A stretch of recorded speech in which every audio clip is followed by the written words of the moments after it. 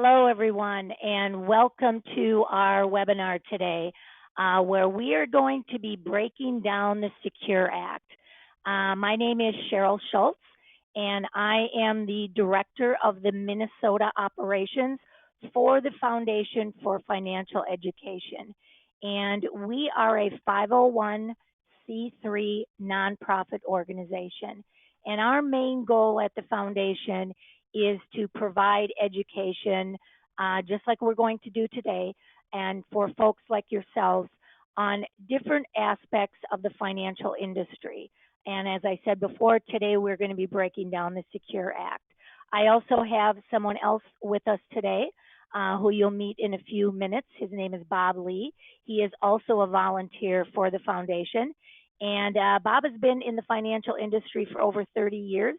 He is and currently a regional vice president for a Fortune 500 company, and he has been doing that for over 30 years. Before we get into the presentation, I do want to let you know that we are going to be discussing a lot of the legislation that actually took place in December, and it's called the Secure Act. The Secure Act stands for Setting Every Community Up for Retirement Enhancement.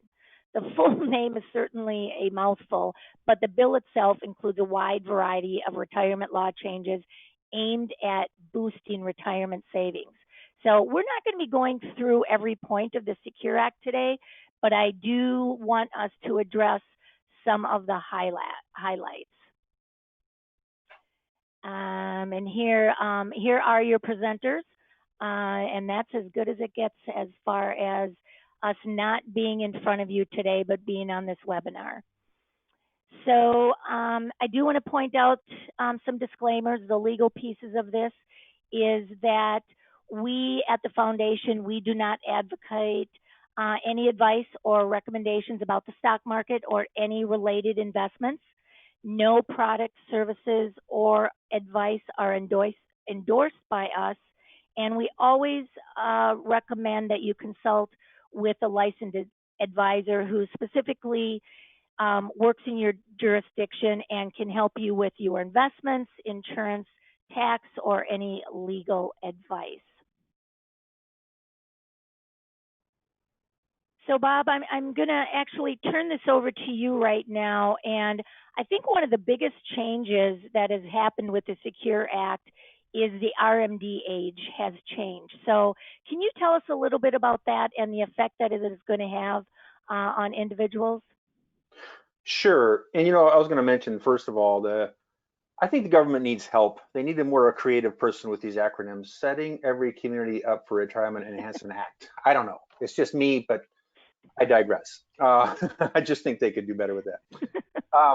So yeah, and over 30 years in the financial services industry, and we've had tax law changes just about for a little over 30 years. So almost every year we come up with some tax law changes, and this is one of them. It's not a major change, but it's the government controls certain things like IRAs and 401ks and TSPs, and when we have to take money out. One of those things they control is that they force us to take distributions. And it used to be at age 70 and a half, we would have to take out distributions based on our life expectancy. So they bumped that up a little bit to age 72. So that in and of itself is not a huge deal. Extra year and a half there, you can leave it in. But we do talk to an awful lot of people who come to the foundation that say, well, I really don't want to take money out at all. I just want to preserve this for my heirs. And there are a lot better assets to pass to your heirs than qualified money like this. Qualified money we refer to as IRAs, 401ks, TSPs. That's all qualified money. That's not a very efficient asset to transfer to heirs because it's all taxable. So, and we're going to talk about another change to that is to when do you have to pay those taxes. But again, for a lot of people that think, oh, this is good, I don't have to take money out now for another year and a half. Well, is that a good thing? Maybe not. We're at super low tax brackets right now. So to keep deferring this to maybe a higher tax bracket later, maybe that's not the best news. And again, it's probably not the most efficient asset to transfer to your heirs. So that's one of the things that we can do as a foundation is explore options and better assets to transfer to heirs. And the other one point on there, Cheryl, I just keep rolling here, the contribution to IRAs past age 70 and a half. So that's kind of a nice thing. You know, we before you could only make contributions to IRAs if you're under age 70 and a half. So they lifted that. So now you can make contributions beyond 70 and a half. Doesn't matter if you're 85 years old, you can continue to contribute to an IRA. Of course, you have to have earned income though.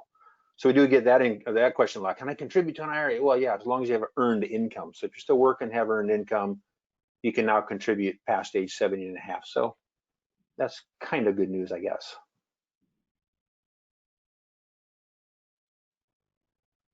You know, one of the things that I've had, and I know you have as well, Bob, have been able to work with beneficiaries, so non-spousal beneficiaries. And prior to this act, they had quite a few more options, but the Secure Act has really changed that, hasn't it? It has, you know, we used to do, again, over my 30 years, we did these huge workshops and seminars. I did lots of seminars for advisors for their clients. And we called it the Stretch IRA, right? So when we did a whole seminar or workshop or dinner workshop on this Stretch IRA concept, and it was you know, quite a benefit. You know, 80-year-old, 85-year-old has a large sum of money in an IRA. They have a 3-year-old great grandson or great granddaughter. They could leave that money or a portion of it to that 3-year-old, just as an example, and they could take distributions out over their entire life expectancy. So that might be 80 years. So instead of paying all those taxes all at once, or, you know, if you withdraw it in 5 years and take, you know, pay all those taxes within 5 years or whatever it might be, man, we could stretch that out. So you'd have a much lower tax obligation each year rather than taking it all at once. Now, some beneficiaries just like the idea of, hey, my grandfather or father or whatever has $1 million and I want to take the whole thing all at once. Well, you got a tax hit all at once. So stretch IRA concept was nice because, wow, we could stretch it out over a beneficiary's lifetime, which again could be 50, 60, 70, 80 years. So we're minimizing that tax hit each year. The other option you had, so you could do that or withdraw it over those 5 years, and those were the old rules. And that changed significantly. And I think your next slide points out that they basically wiped out that stretch IRA concept.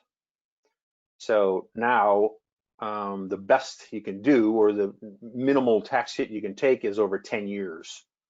So for a non-spousal beneficiary, you have to distribute that IRA over a 10-year period or less.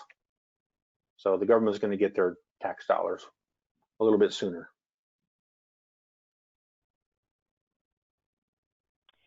So there's also been some changes to 401k plans and what's happening with them. So why don't you tell us a little bit about that? I know you've experienced some of that with your clients as well. Sure. So the lifetime income reporting, participation for part-time, annuities, investments, these are all good things. I mean, the lifetime income reporting is just another way that plan sponsors are going to be required to report on your 401k statement. So instead of just getting a statement that says my balance, I've got, you know, $200,000, $500,000, whatever it might be, they're also required now to report a lifetime income stream. So it's going to have a, you know, a couple different things on there. I've got $500,000, but I could also have a lifetime income stream at age 65 of X amount of dollars, $30,000 or whatever it might be. So that's just an additional reporting requirement. 401k participation for part-time employees, that's a good thing. You know, I've got several friends that have spouses that work, you know, part-time, and they'd love to contribute to their 401k, but they were never able to. And now part-time employees are going to be able to contribute. And the rules are they have to work a minimum of 500 hours a year for at least 3 consecutive 12-month periods. And again, I've got lots of friends who have spouses that have worked, 500 to 1,000 hours a year for 10 years, but they're never able to participate in a 401k. So that opens it up for them, which is a great thing. And then annuities as an investment option, there's another that goes back to kind of that income stream. So eventually all 401k plans will have annuities in there because these lifetime income streams are going to be provided as through annuities. And by the way, so there's two reporting requirements. Both have to do with annuities. One is you would get a number that says a joint and survivor annuity option. So, my $500,000, maybe I'll have, just as an example, $25,000 or $30,000 lifetime income, but my survivor would also have X amount of dollars. That's one requirement. Second requirement would be strictly a lifetime income, which would be obviously much higher. Very much like the government plans, where the government plan has a survivor option, or you can take a lifetime income. So, and obviously the joint and survivor assumes you have a spouse. Lifetime income option would be included in that as well. You bring something up that's very interesting, Bob. And now, individuals have that option. Is it always a good idea to take that 50% survivor option? Not at all. And that's just I think a very common misconception is like, wow, if something happens to me, I certainly want my spouse to be taken care of. So that, well, that's not a misconception. You want to take care of your spouse. But the misconception there is that this is the best way to do it because I have, 50% of my lifetime income for my spouse. Well, there are options to explore. And this is another thing. Over my 30 years, we had several advisors, actually many advisors, that that's all they concentrated on. They used to call it pension maximization. We do that at the foundation as well. Pension maximization. We find out what's the best option here. Maybe it's there are ways to replace that asset. So if I'm going to get,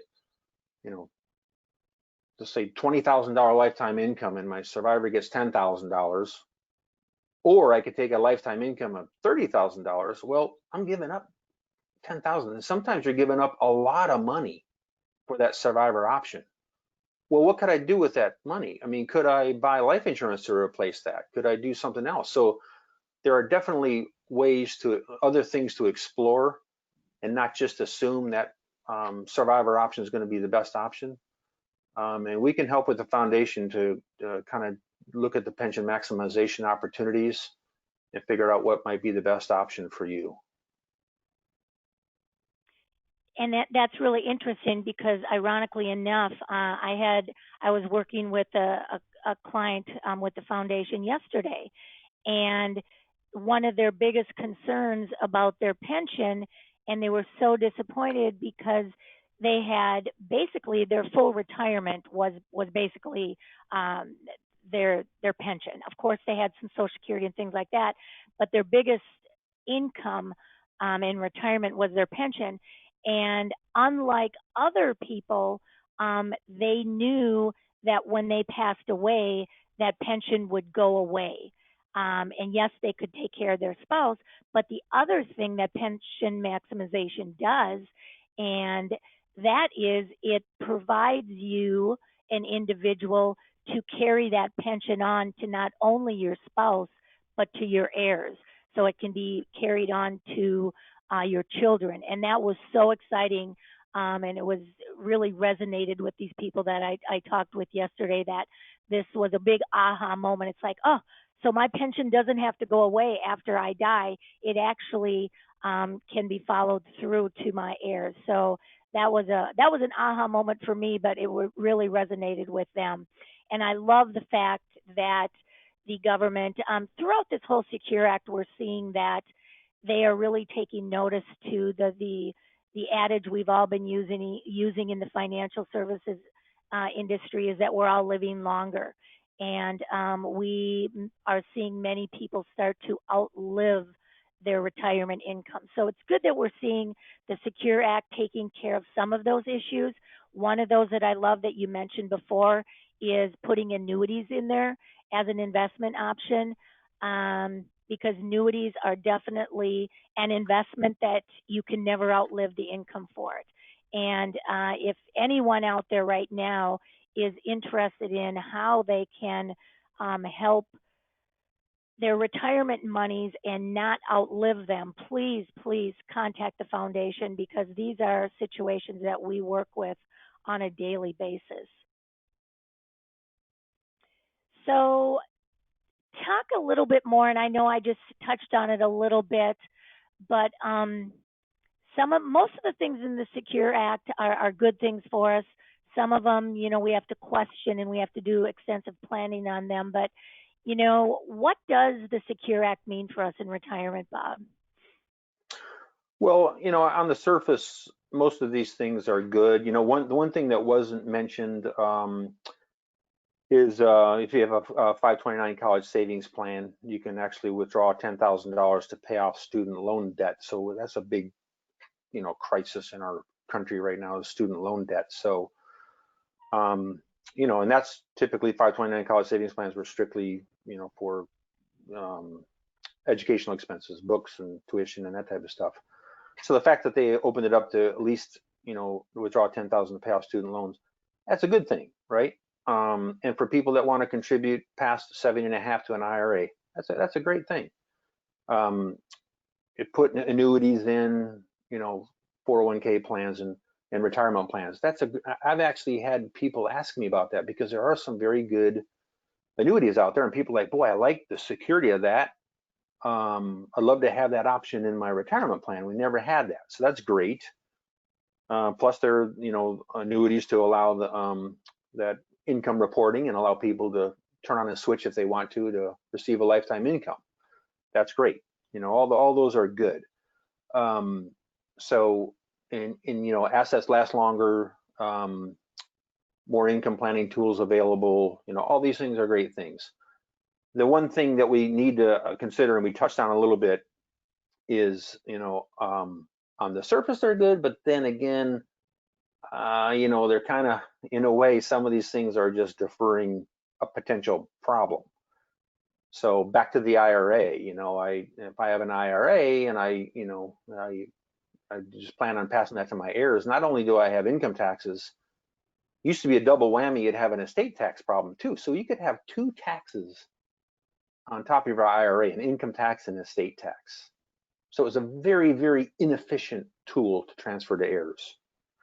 Now, that's not a big deal anymore, because we have for 2020, we have an $11.58 million exemption, which means I can pass $11.58 million and not have an estate tax.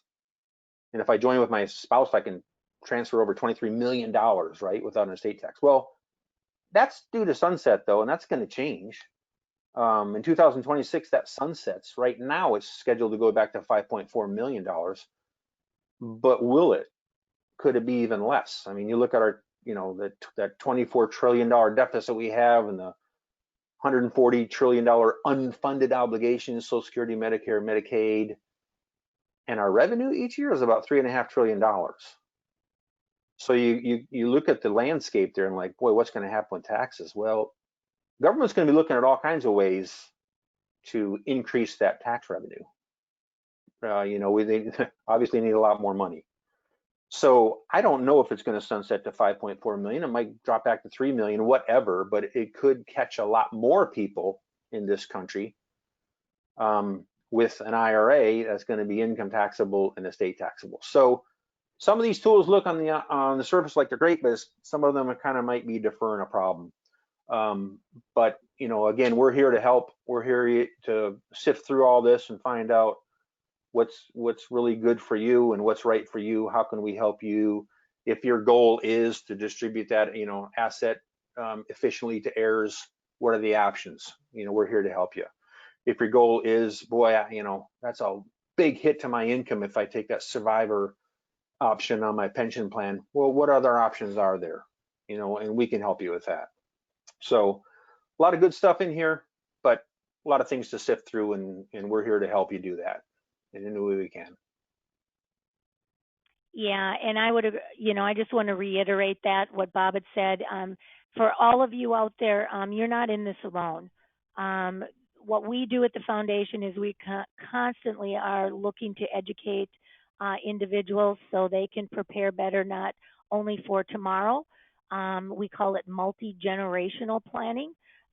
So we are helping individuals daily to plan not only for their retirement, but to leave an estate the most effective and efficient way that they want. A little bit more about the foundation. We have experts in all fields on the foundation. And one thing that you'll hear from us a lot is we'll get a question of, should I be doing a Roth conversion or something like that? And there is no one right answer to that. You really need to look at your individual situation. You need to look at what your timeline is. We need to look at what now is happening with the Secure Act and how may that affect. So you'll hear that a lot from us. Bottom line is, again, we are here to help you. We just touched on a few things with the Secure Act. We wanted to focus a little bit more on the retirement issues that really do affect most people. So if you'd like to speak with us and really dive in deep to your situation, we would ask you at the end of this, you are actually going to be receiving a survey. It's going to take you like 30 seconds to complete it.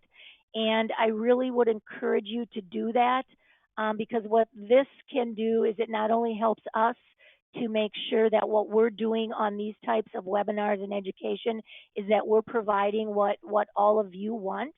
And you're also going to have the option if you would like to have a free consultation with us. Anyone that consults with you from the foundation, our consultations, we never charge for them. We will look at your situation and make sure your situation is where you want it to be. So with that said, I am going to sign off. Again, please make sure that you're completing the survey. And I guess I would just ask Bob if you have any closing remarks. No, not really. I just also reiterate that I just love working with the foundation. I kind of found them about over a year ago, I guess now, and actually, yeah, over a year and a half. One of the best things I've found in my 31 years. So their passion is, financial education, and I just love volunteering for the foundation. It's really fun to help folks out. All right, everyone. Thank you, thank you, thank you for joining us. Hopefully, this has been helpful. And our goal is always, if you walked away with one new thing that you learned today, we mastered that goal. So everyone, take care, be safe out there, and we'll talk to you soon.